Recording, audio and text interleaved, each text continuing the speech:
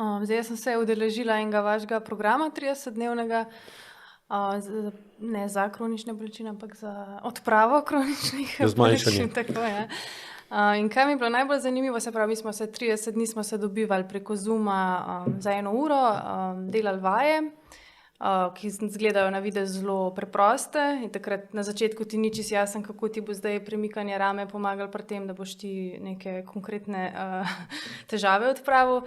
Ampak najbolj zanimivo mi je bilo to, da v bistvu pol po teh 30 dneh, kako sem začela vedno bolj čutiti zakrčenosti vse, pa neke tenzije v mišicah, ki jih prej sploh se nisem zavedala.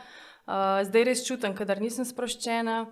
Še bolj zanimivo je bilo pa, da recimo sem bolj začela zaznavati, kakšna čustva, pa točno kje v telesu jih čutim. Recimo sem začutila, kak mi jeza ali pa mogoče bolj bes prihaja dejansko iz trebušne votline. Prej je bilo to vse tako malo nedefinirano pa megleno, pa si rekel, ja, neka jeza mi buta, nekaj sem tečna, nekaj sem nemirna. Zdaj sem malo bolj konkretno začutila, ja, to se pravi, kakšno čustvo, pa tudi kje v telesu, pa me zanima, koliko je to pomembno, da ljudje, se pravi, jasno zaznamo, kaj čutimo, kje čutimo, če želimo neke težave rešiti. Najbolj pomembno.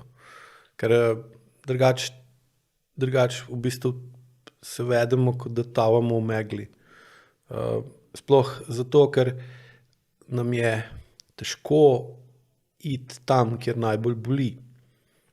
Ne, ampak iščemo varianto, kako bi se rešili kroničnih težav, brez da bi se soočili s tem, kje imamo največ težav ali kje so težave najbolj globoke. In seveda, da znamo bolj jasno definirati, kaj čutimo, tako z vidika občutkov kot z vidika čustev, je osnova, če hočemo, čustva uporabiti za spremembo tega, kako smo. Zdaj, spremembo tega, kako smo, je pa spet odvisno od tega, kako da sploh čutimo, kako smo. Se pravi, ker če ti točno ne moreš definirati ali pa dovolj natančno ne moreš definirati, kako se počutiš, je izjemno težko definirati, kaj ti koristi,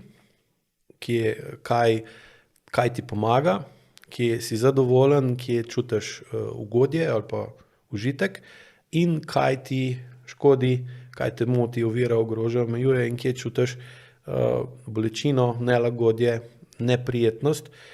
In potem je, ker ne znaš točno definirati ali pa greš pretirano poveličuješ tisto, kjer je dobro, da prikriješ tisto, kjer ni dobro, seveda pa prideš v preveč enostranski, kot sem že prej za meditacijo rekel, enostranski odnos do življenja, kjer v bistvu zato, da se ti ni treba ukvarjati z neprijetnimi stvarmi,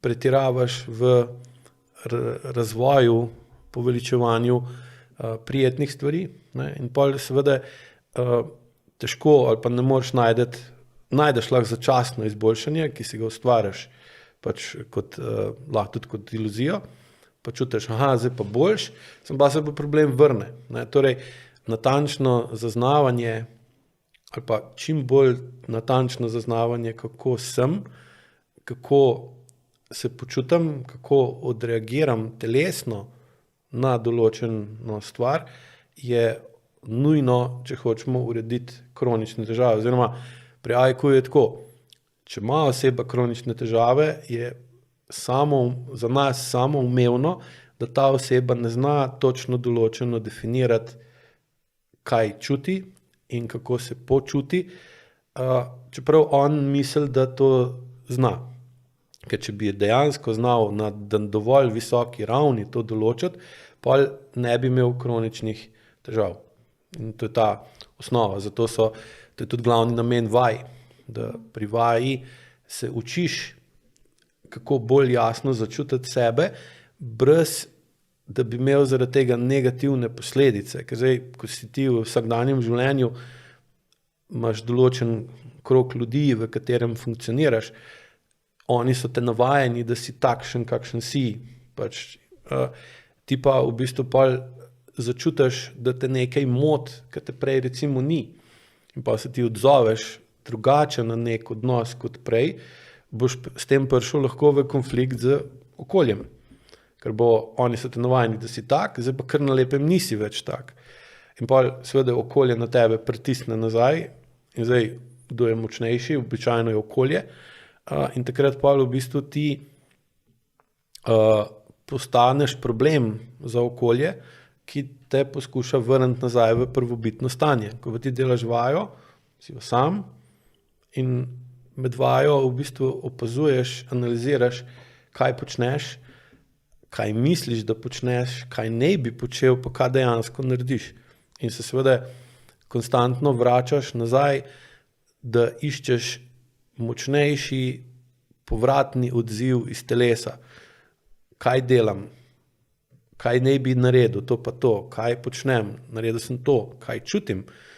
To čutim, to ne čutim. Zaznavam določene mišične skupine, prav čutim, da sem napel določene mišice, da sem naredil določen gib, ali pa ne čutim, ali pa na levi nogi čutim, da sem napel te pa te mišice, na desni, ko naredim pa identičen gib, na desni strani pa tega ne čutim. In pa, ker skozi metodo si učen, ti je razloženo, zakaj je to pomembno, ti potem ni več vseeno, ker prej bi pa to ne čutim, kva bi zdaj. Ne?